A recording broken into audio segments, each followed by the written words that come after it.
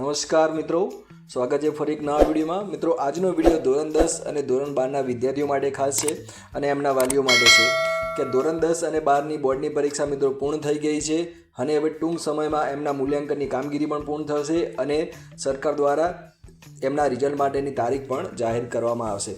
તો મિત્રો, વિડીયોને અંત સુધી જોજો અને લાઇક કરજો, શેર કરજો અને સબસ્ક્રાઈબ કરવાનું ભૂલતા નહીં.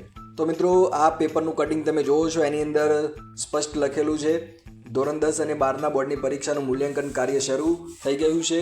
ગુજરાત માધ્યમિક અને ઉચ્ચ માધ્યમિક શિક્ષણ બોર્ડ દ્વારા ધોરણ 10 અને 12ના વિજ્ઞાન પ્રવાહની પરીક્ષાઓ પૂર્ણ થઈ ચૂકી છે.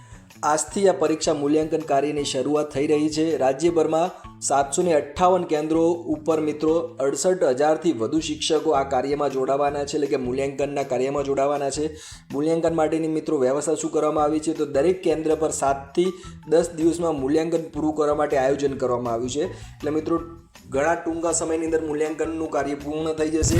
300થી 400 શિક્ષકો પ્રતિદિન કેન્દ્ર પર કામ કરશે. મિત્રો, 2.5થી 2.75 કરોડ ઉત્તરવહીઓ મૂલ્યાંકન થવાનું છે. મિત્રો, જેવું પરીક્ષાનું મૂલ્યાંકન પૂર્ણ થશે, ટૂંક સમયમાં એના પરિણામની તારીખ જાહેર કરવામાં આવશે. તો હાલ મિત્રો, જે સંભવિત તારીખ સાંભળવા મળે છે કે 12 સાયન્સ અને જનરલની, તો 10 મેથી 15 મે 2025ના સમયગાળાની અંદર રિઝલ્ટ કદાચ જાહેર કરી શકે છે અને ધોરણ 10 બોર્ડનું પરિણામ 10 મે 2025થી 20 મે 2025ની વચ્ચે કદાચ પરિણામ જાહેર કરી શકે છે.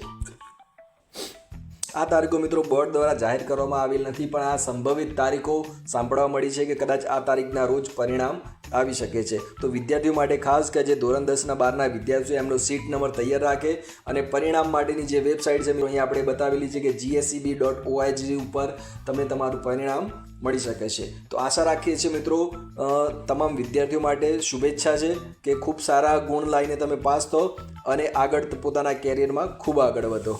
તો મિત્રો, આજનો વિડીયો પૂરો થાય છે. મિત્રો, વિડીયો ગમે હોય તો લાઇક કરજો, શેર કરજો અને ચેનલને સબસ્ક્રાઈબ કરજો. મળીએ ફરી એક નવા વિડીયોમાં. આભાર.